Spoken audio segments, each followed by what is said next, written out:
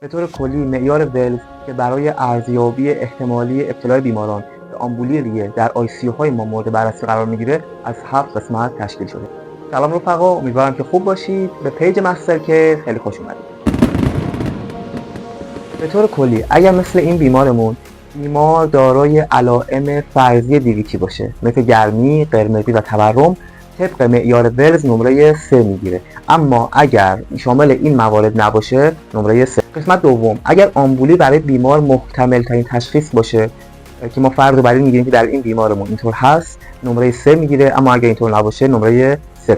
اگر بیمار ما تاکیکارد باشه، مشابه این بیمار که ریت قلبی 110 رو نشون میده، بیمار نمره 1.5. و اگر نباشه خب طبیعتا نمره 0 تعلق میگیره. ما فرض بر این بیمار بر این میگیریم که بیمار ما یک ماه اخیر دارای عمل جراحی بوده و یا به هر دلیلی بدریدن و بی حرکت شده.